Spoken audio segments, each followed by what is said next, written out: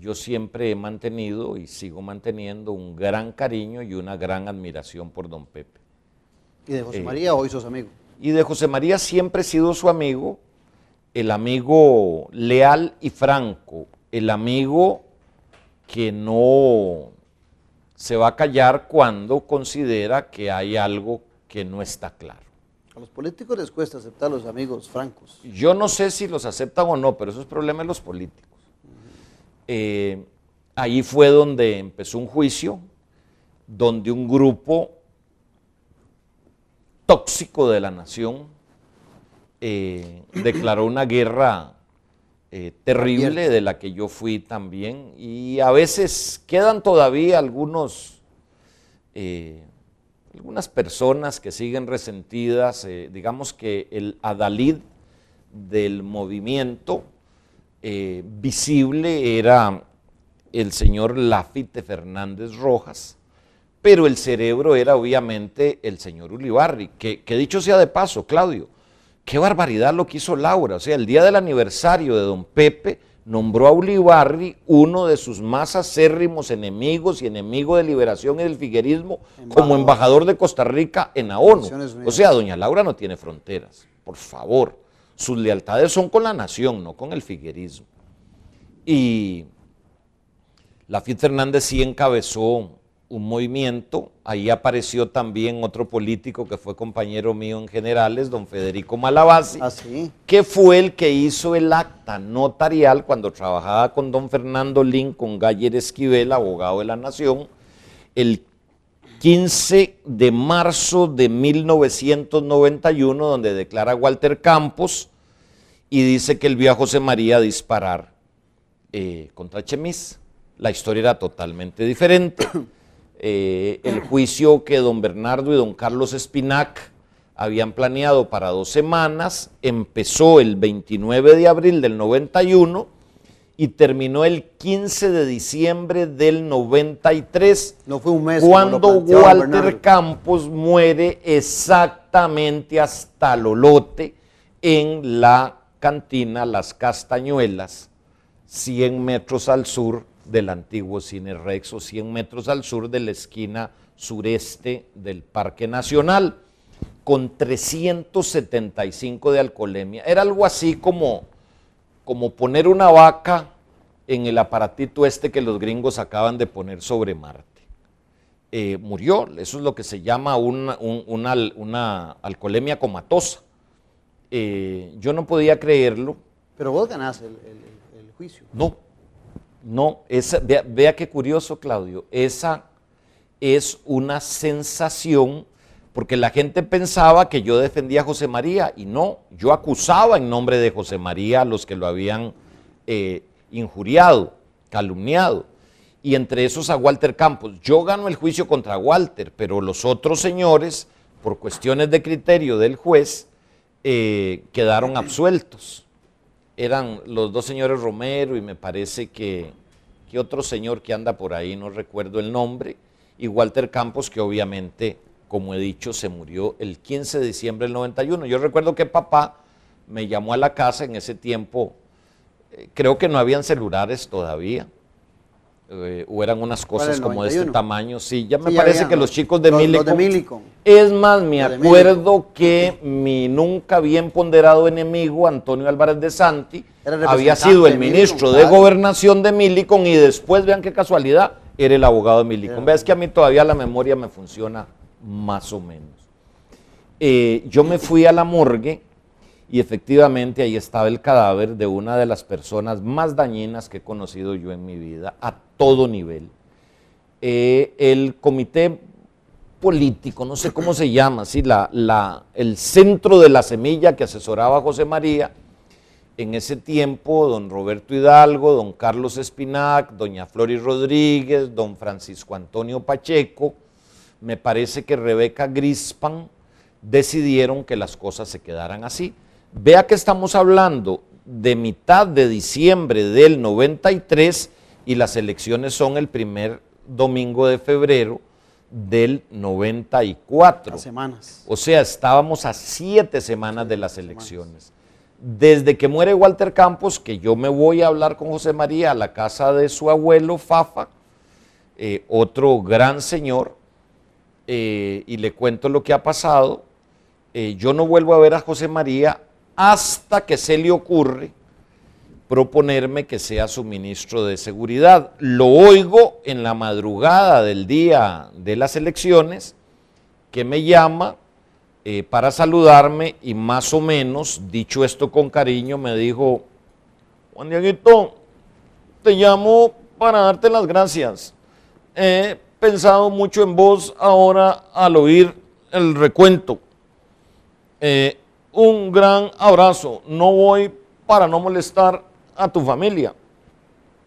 Señor, lo felicito, mucha suerte, además de haberle llevado ese bochinche, yo voté por usted. No habías pensado. Pero le pido un favor, no me busque más como abogado.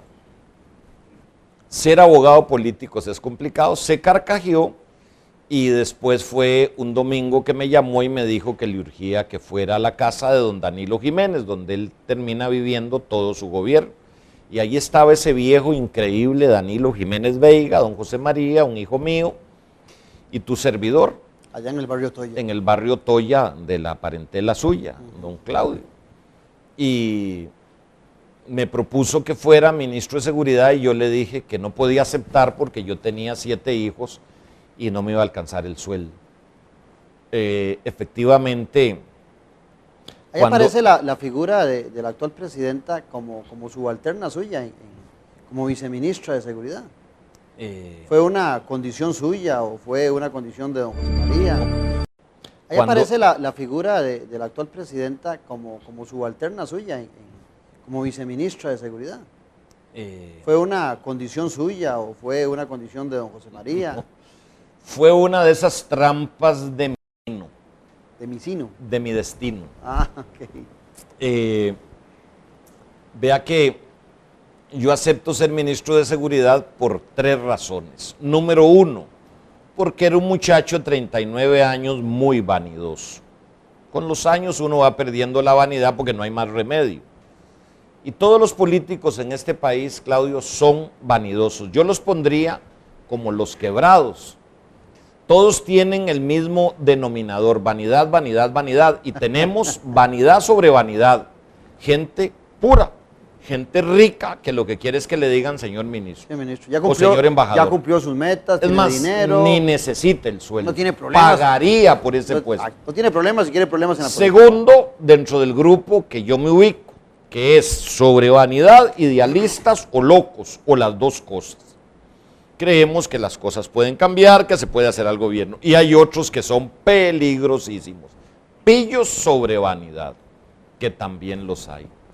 Y las otras 2 razones eran muy sencillas. La gran reforma penal y procesal penal, el sueño de mi vida, que Antonio Álvarez echó a perder, porque no tuvo la inteligencia ni la fuerza para aprobar las reformas que le dio el gobierno. Eso era cuando ustedes dos eran compañeros, digamos, de gobierno, él en la Asamblea Legislativa. No, yo he tenido malos compañeros, pero Antonio no lo he tenido de nada. Bueno, él era el presidente de la Asamblea. Pero coincidieron en ese momento. Desafortunadamente sí. Sí, y ¿sabe por qué está tan bravo Antonio todavía conmigo? Y ahora tiene que enojarse más porque le ha ido un poco furris. Y es que cuando iba a empezar la parte oral del juicio por el libro El caso Chemiz, yo le digo a don José María... A usted como que los libros lo siguen, porque después el libro de la bicicleta lo lleva a otro juicio. Es que el libro de la bicicleta es de fantasía, o sea, por lo menos el libro El caso Chemiz era una mentira bien escrita, pero el de la bicicleta es una mentira mal escrita, sin gracia, con una campaña de mercadeo, una carátula lindísima, pero qué cosa más aburrida. Bueno, mire, pero ve el libro de José María. Vea qué curioso. Después de 91, 92, 2 años y medio de combate, viene la parte oral. Y le digo yo a don José María, a Floris Rodríguez y me parece que a Carlos Espinac, que ellos siempre eran los que mandaban. Vean, señores y señora, yo tengo un problema. En las pequeñas audiencias a las que hemos ido contra esta gente... Hasta hace unos días mandaban también, en la actualidad. ¿Quién sabe? Yo creo que don Carlos Espinac todavía manda. Pero, bueno, en las audiencias chiquitillas que hemos tenido, los adversarios se ponen muy violentos, muy agresivos, y yo tengo que desdoblarme de ser un abogado serio en el estrado y tirarme al zaguán a ser un pachuco. Es muy difícil mantener esos dos roles en un juicio de 4 semanas, en donde voy a tener 7, 8 personas vociferando dentro y fuera del estrado. Aparte de que es agotador, no es bueno. Yo necesito a un abogado político que gane el pleito del zaguán, donde va a estar la prensa. ¿Y a quién propones? No, yo no propongo a nadie, porque eso es otra escogencia que ustedes deben hacer. Como a los 3 o 4 días, en la reunión que teníamos, me dicen, mira, te tenemos 2 candidatos, Farida Yales o Antonio Álvarez. Y entonces yo respondí, no, Toño no por culindingo, tiene que ser Farid por sangre chancho.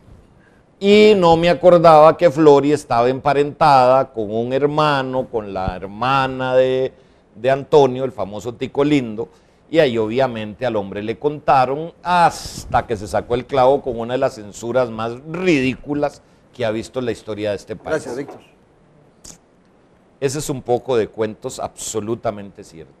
Pero en esa época, cuando llegas al ministerio, te echas varios enemigos. Yo no me los echo, Claudio, yo me los topo. El estilo de Juan Diego es confrontativo, es directo. Al ciudadano costarricense en muchas ocasiones, si no en la mayoría, le gusta oír a Juan Diego por la claridad con que habla. Sin embargo, también en el espacio de la política te ha generado enemigos de verdad. Sí, la situación para mí es muy simple. Yo soy abogado, yo soy litigante. Yo no soy de esos abogados que van a hacer mandaditos o que hacen escrituras. Tienes pasión. Yo respeto a esos colegas dichosos porque no se estresan y ganan 10 veces más que yo. No, yo soy litigante. Yo voy a los estrados a convencer un tribunal con mis tesis, con mis pruebas y con toda mi experiencia y mis conocimientos. Es muy diferente ser un abogado que tuvo la suerte de casarse con una multimillonaria, que tuvo la suerte de ligar clientes buenos y hacerse empresario, pero de abogado tiene nada más que el carnet. No, abogado no es el que tiene el título, abogado es el que va a los estrados a ganar y a perder pleitos. Ese es el abogado. Entonces mi esquema es de abogado. Y si yo tengo un problema, yo tengo un caso. ¿Y cómo se monta un caso? Sabiendo los hechos, sabiendo la prueba y sabiendo qué ley hay que aplicar. Por ejemplo, el 9 de mayo de 1994, cuando los policías que cuidan el edificio donde está el despacho del ministro, señor Fishman, que acaba de salir, era el que me había recibido en una galería de arte. Yo decía, no puede ser que un ministro trabaje en esta galería de arte. Y tenía todos los cuadros más lindos del museo de adorno. Bueno, los que tenían oficina. Era una cosa, era un lujo que yo decía, pero qué horror. Claro, recuérdese la relación que él tenía con el museo en aquel tiempo y con el Ministerio de Cultura. Claro. ¿Verdad? Bueno, muy bien.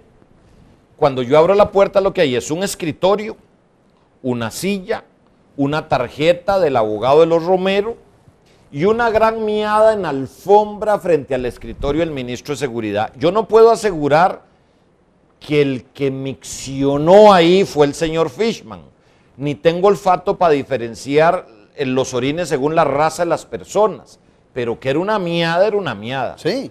Tengo fotos, llegó la prensa y doña Laura llegó a hablar conmigo porque no le contesté. Porque doña Laura es la viceministra. Cuando ya yo estoy designado, es más, creo que José María nos presentó estoy seguro, en el Museo Nacional.